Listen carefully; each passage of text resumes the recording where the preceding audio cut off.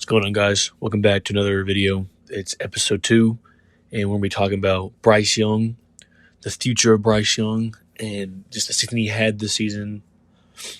And yeah, I know he's our franchise quarterback. I have full faith in Bryce Young. He is our guy. He's shown flashes that he is going to be the reason. He's going to show the reason why we chose him number 1. He's going to be a great quarterback. Just once we get that weapon he needs, that build around him, get the offensive line he needs, I think the Panthers are definitely going to be playoff contenders, possibly even Super Bowl contenders later on, years to come. But Bryce Young, I have full faith in him. Full faith in him. The Packers game, the Falcons game, he went 6 for 6 against the Falcons on the game-winning drive, 3 perfect. He's going to be a great quarterback once we get what he needs. And his rookie stats, they weren't the best, but I mean, they weren't horrible, but they were pretty bad. He threw 11 touchdowns, 10 interceptions. He went 315 out of 527 passes completed. That's 58%. And he threw for 2,877 yards, which honestly, for given what he had, the weapons he had, throwing 60% is not that bad at all. It could have been a lot worse. And honestly, 3 of those interceptions he had weren't even his. In the Lions game, he threw one, hit it right off his receiver's hands. That should not have been one of his interceptions. That wasn't his fault at all. He hit it right in his hands. It was not the best stats of all time, but they're decent. They're decent. I feel like next season, if we get an offensive line where he actually has time to be in the pocket, time to look down the field, time to make plays happen, he's definitely going to improve. Drastically, he's going to improve. I know he's going to be able to do great. So half these problems aren't even his fault. There are a little bit of problems that are his that he can improve on next season. But he's a rookie. Obviously, you're going to have to learn. You're going to have to adapt to what is coming your way.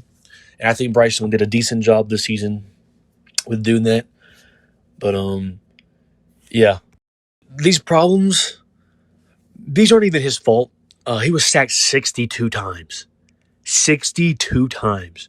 That is insane. I think it was most in franchise history. I don't know how much it is overall. I think the most someone's been sacked in the season is like 100, 110 or something. But 62 times is crazy. His offensive line is pitiful. It's he has Icky on the left side, who's that's his second year. Moten, he's a veteran. I'm not sure how many years he's in, but he's in a couple. Bozeman, he's in like his 4th year. Cade Mays, I'm not gonna lie to you. I have no idea who he was before he had to play, and he's a backup, so he's not even a starter. And we have Zavala, who's a rookie, who's at right guard. But yeah, he was sacked 62 times. His offensive line could not protect him at all, at all. He could not protect him. Let's go through the stats. Icky had 12 penalties, 15 sacks allowed, and 40 pressures, which I don't understand why he did so bad this season. When last season, he had a great rookie season. He only had 2-3 sacks let up, like maybe 10 pressures, and like 1 penalty. He did great last season as a rookie, but this season it went downhill for him this season. Moten, which is our best lineman, only had 4 penalties, 7 sacks let up, and 17 pressures, which 7 sacks still isn't the best, but that's the least on the team, which it's also kind of sad that 7 sacks is the least let up. And we have Cade Mays. We had 4 penalties, 14 sacks, and 22 pressures. Cade Mays, he's horrible. Honestly, don't know how he even went pro. He's not good at all, in my opinion. He has a couple good blocks here and there, but if Bradley Christine, or not Brad, I think it was Brad, Christine, I think that's how you say his last name. If he didn't get injured, he's our starting left guard. Cade Mays would never started. We just dealt with a lot of injuries overall on both sides, offense and defense, but especially O-line. We had a lot of injuries. We had Austin Corbett get injured at right guard, which put Zavala in, who had let up three penalties, 15 sacks, and 32 pressures.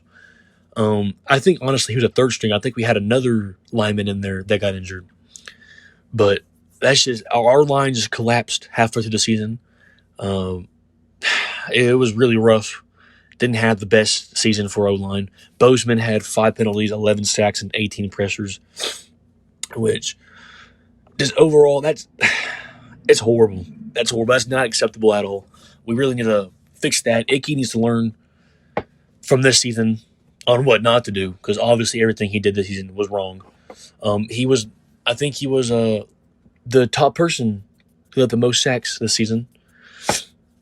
Um, I think honestly, I think we should try and sign a tackle or draft a tackle and then move Icky at left guard. But I mean, I don't know. I don't know what I don't really understand that situation. Icky really hasn't done good at all this season. But yeah, 62 times. That I'm surprised he didn't get injured. And the fact the media and analysts were saying that Bryce Young is gonna get hurt. He's too small. He can't take a hit. He got sacked the most, and he's perfectly fine. So he proved him wrong real quick. Not in a good way though. We don't want to prove him wrong by getting our quarterback sacked 62 times to prove he can't take a hit. But it could have been a lot better this season for O line. But yeah, man, it's just O line really didn't perform well this year. Another thing he struggled with was his coach was fired. So he had multiple people in his ear at one time, telling him what to do, putting him in situations never been in before, throwing him places, doing all sorts of stuff to him, messing up his head, and all sorts of stuff.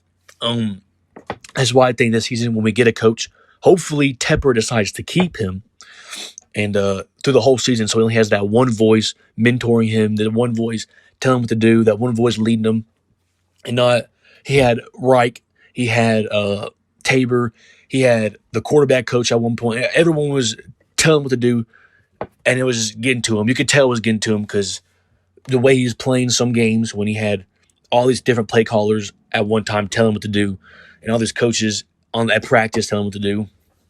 You know, it's rough. It's a rough situation to be in. I think Bryce Young did good this season for what he had to deal with. He had to deal with a lot of stuff, a lot of adversity. I don't think he did very bad handling that. Like I said, he could have had a better season. But with what you're given, with the O-line you're given, with the receivers you're given, your best receiver being 33 years old, you just can't do much, which hopefully this offseason we're able to improve his weapons, his O-line. Hopefully we can get that T. Higgins because that would help us tremendously.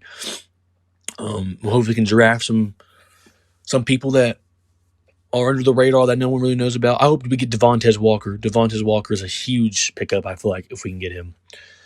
But back on the O-line. O-line was ranked 31st overall. He has an average of 1.3 seconds in the pocket. That means the second he gets the ball, he can step back one step, and he's already getting pressured. That's insane. That's last overall in the league. His receiver group was ranked 30th, which is now I'm telling you this, how all of his O-line and his receivers are the worst ranked in the league. That's what he had to deal with. And the fact he's still able to throw 60%, still throw 11 touchdowns, still throw for almost 3,000 yards, I don't think that was bad. It could have been a lot better, but I don't think it was with what he was given was bad. I know I keep repeating that, but it's just the truth. Bryce Young was put into a very bad situation, and I think he dealt with that adversity decently. And then you have the worst offensive coordinator calling plays for him, who I don't know how this dude even got a job. He doesn't rely on Bryce Young. He relies on the run game, which you can tell Bryce Young is like his confidence is going down because he feels like the team has given up on him. We hardly threw it deep. We hardly like last game against the Buccaneers. We ran, I think, 3 times on third down. We would throw screen passes. We wouldn't trust Bryce, and that's the problem is we won't trust him. We traded up to get this guy, and for some reason, the stupid front office would waste all of our draft picks and one of our best weapons And then our offensive coordinator won't even use him. He won't even use our number 1 overall pick. He won't even try and just give him a chance on throwing deep. Won't even try on giving him a chance of throwing. I know we have a bad O line. I know we have bad receivers, but still, like we're 2-14 already. Why not just let him have a chance on being able to throw some deep balls, being able to throw some medium passes? Give him some chances. But for some reason, we only focus on the run game, which I don't understand that. I hope we get a new offense coordinator. We've interviewed a couple people that I like to see. Hopefully we get Ben Johnson at head coach because I know he would have faith in Bryce Young. And yeah, he's just put in the worst situation you can get. It doesn't get. There's nothing more to say about that. His receivers average. Thielen averages 2.1 yards of separation every 3 plays. Mingo averages 1.4 yards of separation every 3 plays. Shark averages 1.9 yards of separation every 3 plays. And Trimble, the tight end, averages 1.5 yards of separation every 3 plays. Which, honestly, that's not a lot at all. Only 1 yard. It's horrible. That's really horrible. And the fact that 3 of your receivers are averaging that, and only one of them who's 33 can average 2 yards, it's just the situation. It's over. It's the same thing over and over again. The situation he is in is not fit for a rookie quarterback. He was set up for failure. Tepper fired his coach. He wasn't a good coach. Don't get me wrong. He was not a good coach at all. But if you're gonna fire him, you gotta take into consideration that it's gonna take a toll on your quarterback because you're gonna have all different people telling him what to do. And then when he got fired, we started running new plays. The day or the game after we fired Frank, that was the first time I seen Bryce go under center and snap the ball. We hardly ever saw that. He was doing stuff he's never done before. It's a rookie season. You got him come slack. He's gonna improve a lot, especially if you build around him. I'm gonna defend this man until he is no longer a Panther because I know the potential he has. We saw what he did at Bama. He's a star quarterback. You just gotta build around him. You gotta have faith in him. You can't just after one season throw him away and be like, "Oh, he's the worst pick of all time. He's a bust." It's not how it works. It's not how it works.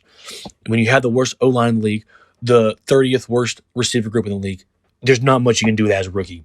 He's also, like I said, a rookie who has to learn and actually learn like the NFL.